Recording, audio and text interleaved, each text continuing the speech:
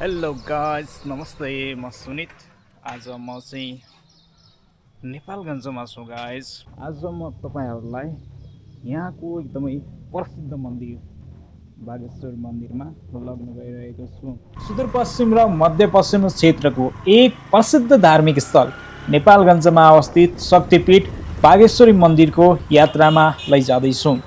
सतीदेवीको जिब्रो पतन भएको विश्वास गरिने यो मन्दिर केवल एउटा धार्मिक स्थल मात्र होइन, यो यस क्षेत्रको आस्था र इतिहासको सङ्गम पनि हो।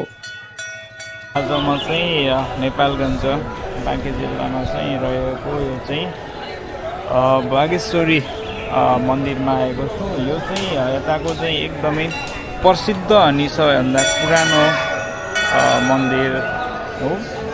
यसको चर्चा चाहिँ तपाईँले धेरै ठाउँमा सुन्नुभयो होला, देख्नुभयो होला।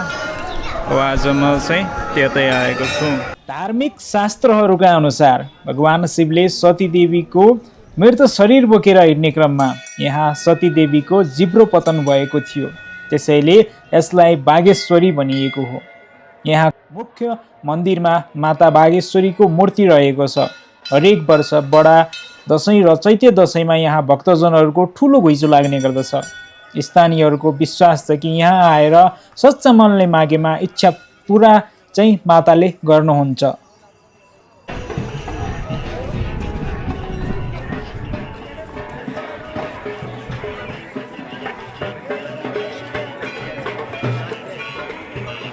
बागेश्वरी मन्दिर परिसरको सबैभन्दा विशेष र अनौठो आकर्षण भनेको यहाँको विशाल पोखरी र यसको बीचमा रहेको जुङ्गे महादेवको मूर्ति हो।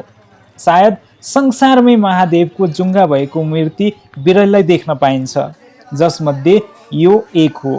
पोखरीको शान्त वातावरण र बीचमा उभिएका महादेवको यो दृश्यले जो कोहीलाई मन्त्रमुग्ध पार्छ। यहाँ आउने जो कोहीले यो पोखरीको किनारमा बसेर केही समय शान्तिको अनुभव नगरी फर्किनुहुन्न।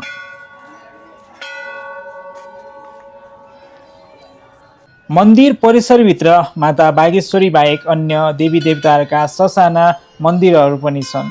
यहाँको वातावरणमा एउटा छुट्टै किसिमको ऊर्जा छ।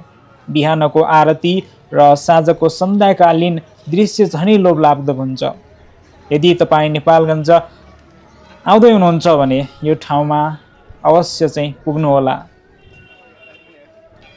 आजको यो छोटो भिडियोमा मैले तपाईहरुलाई बागेश्वरी मन्दिरको दर्शन गराउने प्रयास गरेँ। मन्दिरको दर्शन गर्दा मनमा छुट्टै शान्ति मिल्छ।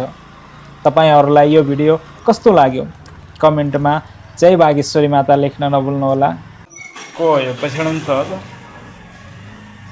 जुनजान पुरानो छ भाग्यमानी के छ हाल खबर? ठिक छु, आफ्नो सुनाऊ। यसलाई पछाडि छ तु।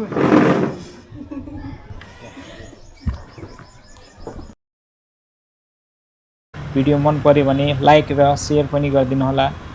अर्को यात्रामा फेरि भेट्नेछौँ। कृपया हाम्रो युट्युब च्यानललाई अनि फेसबुक पेजलाई फलो गरिदिनु होला। हस्, नमस्कार, धन्यवाद। सो गाइस, हामी चाहिँ अब नेपालगञ्ज होटल बाटिकाबाट चाहिँ चेकआउट 10 AM गाइस। राम्रो छ, तपाईँ पनि भिजिट गर्नु होला। यता आयो भने बस्नु होला। रुमको चाहिँ 2500, खाना 380। जस्तै गाइस, कहिलेकाहीँ जिन्दगीमा रमाउनुपर्छ, रमाइलो गर्नुपर्छ। ल, म लाग्यो।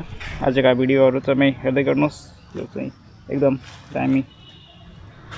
ल, म गएँ है।